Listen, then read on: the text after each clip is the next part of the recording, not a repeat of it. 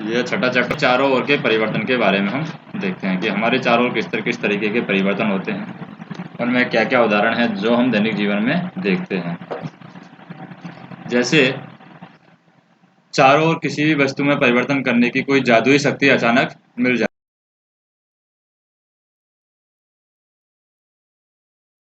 है। आप बदलना चाहेंगे या जिन्हें आप बदलना चाहते हैं, कौन कौन सी चीजें हैं जिनको आप बदलना चाहते हैं। वास्तव में हमारे पास कोई जादू अपने चारों ओर कुछ वस्तुओं को बदल सकते हैं। शायद बहुत सी वस्तुओं को हम अपने चारों ओर बदल सकते हैं। क्या आप कुछ ऐसी वस्तुओं की सूची बना सकते हैं जिन्हें आप बिना जादू के बदल सकते हैं। जैसे हमारे चारों ओर बहुत से परिवर्तन अपने आप होते रहते हैं। जैसे खेतों में फसलें हैं, समय बदलती रहती हैं, सूख कर पेड़ों से गिर जाती हैं, फूल खिलते हैं और फिर मुरझा जाते हैं। क्या कोई परिवर्तन आपके शरीर में भी होते हैं।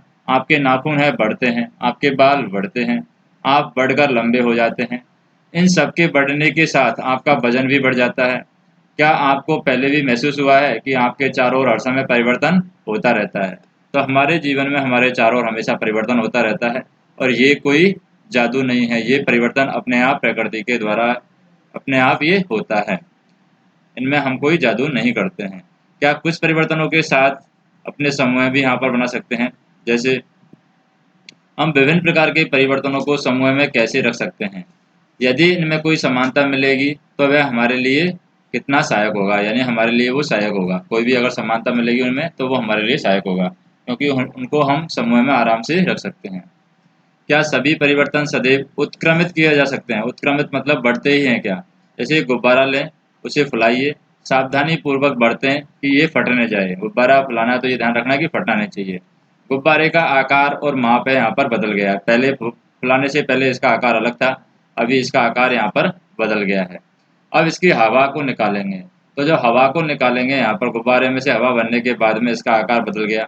अब इसको हवा को निकालेंगे दोबारा से इसका आकार कम होता जाएगा। तो ये हमने परिवर्तन किया है, ये बिना जादू के हमने खुद ने ये परिवर्तन किया है। दूसरा क्रियाकलाप दे रखा है, एक कागज का टुकड़ा लेंगे और इसको यहाँ पर मोड़ लेंगे हम। इससे आपके कागज का टुकड़ा है खिलौने के हवाई जहाज के रूप में परिवर्तित हो जाएगा। यानी किस तरीके से बदलेंगे, यहाँ पर ये कागज के टुकड़े को इस तरीके से मोड़ करके ये खिलौने का हवाई जहाज बना लेंगे। अब ये हवाई जहाज किस तरीके से काम करता है, आपको इस हवाई जहाज के कुछ समय तक उड़ाने में बहुत मजा जाए तो कागज को पुनः सीधा कर लेंगे। तो यानी ये कागज से आप हवाई जहाज बना करके उसको उड़ा सकते हैं। तो इस तरीके से कागज को मोड़ करके यहाँ पर हवाई जहाज बनाया गया है। अब क्रियाकलाप थर्ड में बात करें हम, जैसे गूथे हुए आटे की एक लोई बनाइए। अब रोटी बेलने की कोशिश कीजिए, शायद आप इसके आकार में खुश ना हो तो इस रोटी को दोबारा लोई में परिवर्तित कर सकते हैं। अगर रोटी आपकी सही नहीं बनती है तो दोबारा से आप उसको दोबारा लोई में बदल दीजिए, फिर दोबारा रोटी बना लीजिए। तो ये आप परिवर्तन करते हैं, खुद परिवर्तन करते हैं, इसमें कोई यहाँ पर जादू नहीं है। तो इनमें तीनों में हमने देखा है कि परिवर्तन हमने देखे हैं। उनमें से एक जैसा परिवर्तन क्या है। क्या यह संभव है कि गुब्बारा अपने पूर्वाकार और माप में वापस आ जाएगा। तो गुब्बारा वापस अपनी माप में आ जा सकता है फुलाने के बाद में। क्या कागज की यह माप है पहले हवाई जहाज के बनने के बाद समान आ सकती है। यानी हवाई जहाज को हम खोल देंगे तो वापस से कागज बन जाएगा। क्या गूथे हुए आटे से पुनः लोई बनाना संभव है। तो ये पॉसिबल है। तो आपने क्या निष्कर्ष निकाला, क्या इन तीनों क्रियाकलापों में यह संभव है कि जिस पदार्थ से यह क्रियाकलाप प्रारंभ किया गया था उस पदार्थ को वापस पाया जा सकता है। यदि हाँ तो इसका मतलब है कि जो परिवर्तन इस क्रियाकलाप में हो रहे हैं उन्हें पुनः पूर्व स्थिति में लाया जा सकता है। तो इन्हीं क्रियाकलापों को कुछ अलग पढ़ते हैं। अब क्या अलग ढंग से करेंगे हम, ये तीन क्रियाकलाप वापस से लेंगे हम। अब उसी गुब्बारे को लेंगे जो पहले गुब्बारा हमने पूरे माप में, यानी वापस से इसको फुलाना है और मुख को पतले धागे से कसकर बांध देना है। अब का धागे से अगर इसको बांध देंगे गुब्बारे के मुख को तो यहाँ से हवा यहाँ पर निकलेगी नहीं, और गुब्बारे में अपनी नुकीली पेंसिल से छेद करेंगे तो गुब्बारा क्या हो जाएगा, फट जाएगा और वापस से हम गुब्बारे की उसी अवस्था को प्राप्त नहीं कर सकते। अब दूसरा क्रियाकलाप हम देखें। अब वही कागज का टुकड़ा लेना है जिससे हमने पहले हवाई जहाज बनाया था। अब इसका प्रयोग हम करें तो ऊपर एक हवाई जहाज का चित्र हमें बनाना है। किसके, कपड़े के, यानी कि यहाँ पर जो भी हमारे पास कागज है उसके ऊपर हवाई जहाज का टुकड़ा या हवाई जहाज का जो हमने चित्र बना लिया है ये, और इसको हमें क्या कतरनी से काट देना है। काटने के बाद में हम वापस से इस कागज को प्राप्त नहीं कर सकते, यानी सेम कागज हम प्राप्त नहीं कर सकते। तीसरा क्रियाकलाप में हम देखें, जैसे गुथे हुए आटे की रोई से यानी कि आटे की जो लोई है उससे क्या बना दिया हमने, रोटी बेलकर उसे तवे पर सेक दिया है। अब तवे पर सेकने के बाद में वापस हम लोई में इसको नहीं ले जा सकते, तो ये क्रियाकलाप हम कर सकते हैं। तो अब भाई 3 प्रश्न हम देखते हैं कि इसमें वापस हम उन चीज़ों को प्राप्त नहीं कर सकते हैं। तो आप पेंसिल और रबड़ का उपयोग करते हुए इनके बार-बार उपयोग करने से इनके आकार और माप में परिवर्तन हो जाता है। क्या इस परिवर्तन को हम कहेंगे उलट सकते हैं? तो इस परिवर्तन को हम उलट नहीं सकते, वापस से हम उन चीज़ों को प्राप्त नहीं कर सकते, जो चीज़ें पहले थी। तो आपने कुम्हार को अपने चाक पर काम करते हुए ज़रूर देखा होगा। वह मिट्टी के ढेर को बर्तनों में बदल देता है। क्या वह परिवर्तन उत्क्रमित किया जा सकता है? यानी कि वापस मिट्टी में बदला जा सकता है बर्तन को? क्या अब मिट्टी के बर्तन को भट्टी में सेकता है? और क्या अब इस परिवर्तन को उत्क्रमित किया जा सकता है? तो सेकने के बाद में वो उत्क्रमित नहीं कर सकते। उत्क्रमित का मतलब है कि कोई भी चीज़ हम वापस प्राप्त कर सकते हैं या नहीं कर सकते। तो अगर एक बार मिट्टी का घड़ा बन गया और उसको पका दिया है आग के अंदर, तो उसको उत्क्रमित नहीं किया जा सकता। अगर उसको पकाया नहीं है तो उसको उत्क्रमित किया जा सकता है। तो यहाँ पर कुछ सामान्य परिवर्तन दिए गए हैं जिनको उत्क्रमित किया जा सकता है, नहीं किया जा सकता, उनके बारे में बताया गया है। जैसे कच्चे अंडे से उबला हुआ अंडा। तो कच्चे अंडे से उबला हुआ अंडा से वापस से कच्चे अंडे में नहीं जा सकते, यानी उत्क्रमित नहीं किया जा सकता। गाढ़े घोल से इडली। गाढ़े घोल से इडली बनाते हैं, उसको उत्क्रमित नहीं किया जा सकता। गीले कपड़े से सूखा कपड़ा। गीले कपड़े से सूखा कपड़ा है क्या है, प्राप्त किया जा सकता है, पता है। ऊन के धागे से बना हुआ स्वेटर। तो स्वेटर से ऊन वापस प्राप्त कर सकती है, उत्क्रमित है। अनाज से बनाया गया आटा। वापस से आटा बनाया जा सकता है, यानी अनाज से आटा बना दिया है, तो आटे से अनाज हम नहीं बना सकते, तो ये क्या है, उत्क्रमित नहीं किया सकता। ठंडे दूध से गर्म दूध। तो गर्म दूध को वापस ठंडा दूध किया सकता है, तो ये उत्क्रमित है, यानी उत्क्रमित की सकती है। सीधी डोरी से कुंडलित डोरी। यानी एक सीधी डोरी है, उसको हमने मोड़ करके इस तरीके से कुंडलित डोरी बना दी है, तो वापस से इसको सीधा किया सकता है, यानी ये यहाँ पर उत्क्रमित की जा सकती है। कली से फूल। तो फूल से दोबारा से कली नहीं बन सकती, तो ये उत्क्रमित नहीं की जा सकती। दूध से पनीर। तो पनीर से वापस दूध नहीं बन सकता, ये उत्क्रमित नहीं की जा सकती। गाय के गोबर से बायोगैस। तो एक बार बायोगैस बन गई है तो गाय का गोबर वापस हम उससे नहीं बना सकते, यानी उत्क्रमित नहीं होगी। फिर खिंचे रबड़ बैंड से सामान्य साइज का रबड़ बैंड। रबड़ बैंड से सामान्य साइज का रबड़ बैंड बना सकते हैं, यानी काट काट के छोटे छोटे साइज के रबड़ बैंड बना सकते हैं, तो ये उत्क्रमित किया जा सकता है। जमी हुई आइसक्रीम से पिघली हुई आइसक्रीम। तो हम क्या कर सकते हैं, वापस जमी हुई आइसक्रीम से पिघली हुई आइसक्रीम, पिघली हुई आइसक्रीम से जमी हुई आइसक्रीम बना सकते हैं, यानी ये उत्क्रमित किया जा सकता है।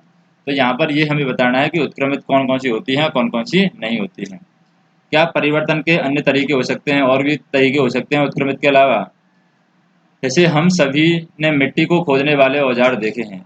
क्या आपने इन औजारों में देखा है कि लोहे की फलक को कैसे एक लकड़ी के हत्थे पर जड़ दिया जाता है? जैसे ये क्या है,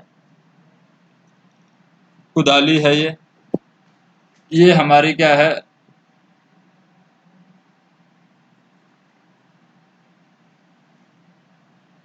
इसको हम बोलते हैं साधारण भाषा में फावड़ा।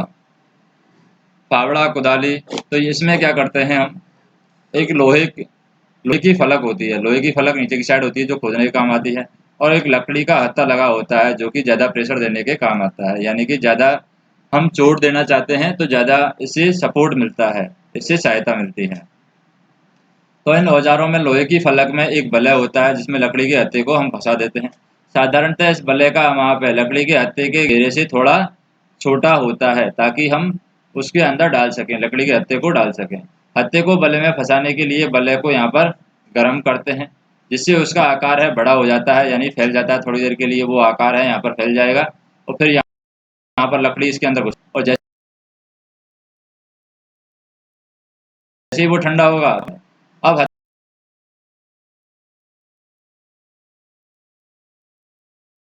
हत्था आसानी से इस प्रकार के परिवर्तन का उपयोग हम कहाँ पर करते हैं,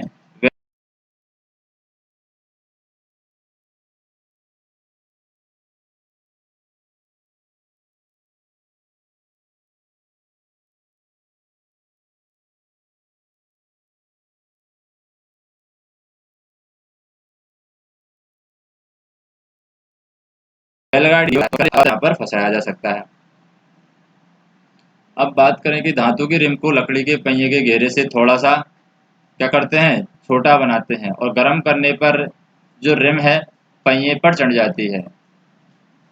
तो जैसे ये रिम इसको पहिए के आकार छोटा बनाया है, गर्म करने पर ये थोड़ी फैल जाएगी और इस रिम को यहाँ पर लकड़ी के पहिए पर, तो यहाँ पर धातु रिम है जड़ित,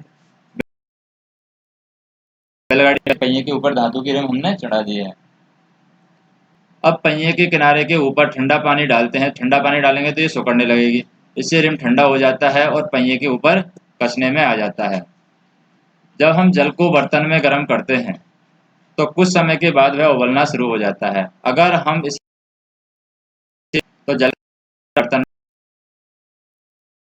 में घटना शुरू हो रहा है।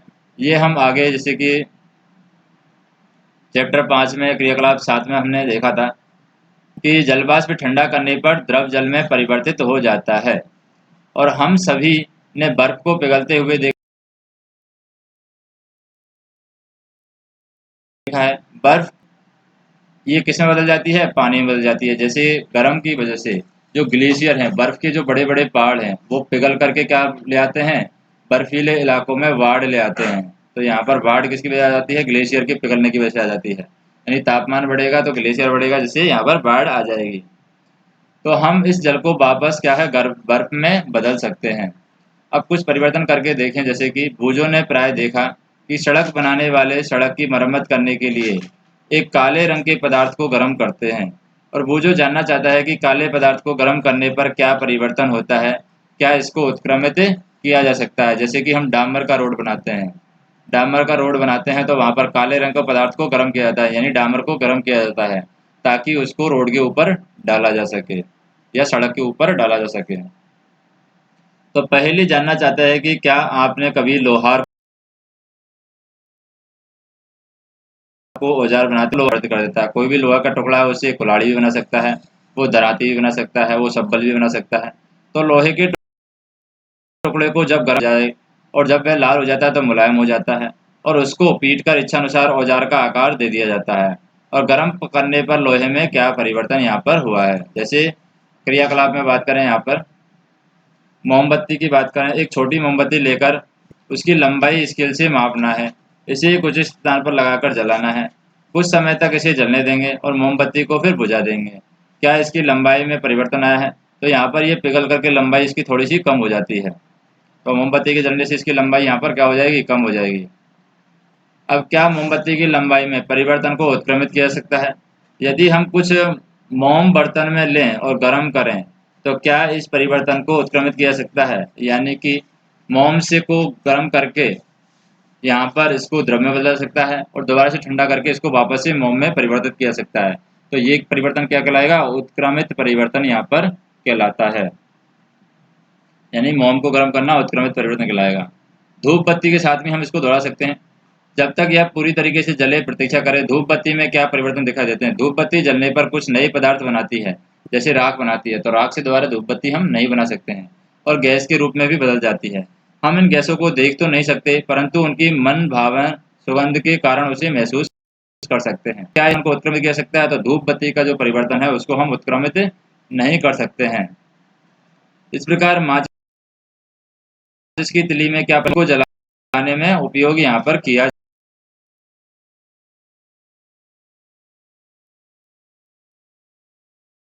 जाता है। माचिस की तिल्ली को जलाने के बाद दोबारा से माचिस की तिल्ली हम प्राप्त नहीं कर सकते। अभी तक हमने परिवर्तनों की नियत वस्तुओं या उनके पदार्थों पर देखा है। जब दो पदार्थ एक मिश्रण के रूप में हों तब होने वाले परिवर्तन किस प्रकार के यहाँ पर होंगे। जैसे कि अध्याय 4 में हमने क्या देखा था? हमने नमक को जल में घोला था। क्या आपके अनुसार उस समय जल और नमक में कोई परिवर्तन हुआ था?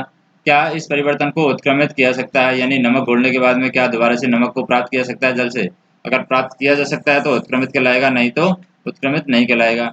अध्याय 5 के क्रियाकलाप में हमने नमक के विलयन को गर्म करके नमक यहाँ पर प्राप्त किया था, और इस प्रकार पानी में घोलने से परिवर्तन को यहाँ पर उत्क्रमित किया जा सकता है। अब पहेली ने पूछा कि क्या आपने दही को जमते हुए देखा है? गुनगुने गर्म दूध में दही की थोड़ी सी मात्रा मिलाई जाती है तो दूध को हिलाकर कुछ घंटों के लिए गर्म स्थान पर आराम से रख देते हैं। कुछ ही घंटों में दूध है दही में परिवर्तित हो जाता है। क्या इस परिवर्तन को उत्क्रमित किया जा सकता है? हमने देखा कि पदार्थों को गर्म करके या किसी उसमें हैं हमने यह भी देखा है कि कुछ परिवर्तन हैं वो उत्क्रमित किए जा सकते हैं, जबकि कुछ अन्य को यहाँ पर उत्क्रमित। हमारे चारों ओर वस्तुओं को परिवर्तन करने की बहुत सी अन्य विधियाँ भी हो सकती हैं। यह संभव है कि इनमें से कुछ को उत्क्रमित किया जा सकता है, और इस प्रकार हमारे चारों ओर के परिवर्तनों को दो वर्गों में वर्गीकृत किया जा सकता है: परिवर्तन जिन्हें उत्क्रमित किया जा सके और परिवर्तन जिन्हें उत्क्रमित न किया जा सके। अपनी उच्च कक्षाओं में इन परिवर्तनों की विधियों के बारे में हम पढ़ेंगे, इनको वर्गीकरण करने के बाद में विस्तार से हम पढ़ेंगे। अब यहाँ पर जैसे परिवर्तन क्या होता है, किसी चीज़ में बदलाव करना। संकुचन सिकुड़ना होता है। वाष्पन गर्म करके वो वाष्प में बदल जाता है। प्रसार कोई चीज़ गर्म होकर फैलती है, जैसे कि लोहा गर्म होकर फैलता है। गलन क्या होता है, कोई चीज़ गलने लगती है, तो वो होता है गलन, यानी गर्म करने के बाद कोई चीज़ गलने लगती है, जैसे कि मोमबत्ती है, ये गलन का उदाहरण हो जाएगी। अब हम देखें, कुछ परिवर्तनों को उत्क्रमित किया जा सकता है, कुछ को हम नहीं कर सकते हैं। जैसे पदार्थों को गर्म करके या किसी अन्य पदार्थ के साथ मिश्रित करके उनमें परिवर्तन लाए जा सकते हैं।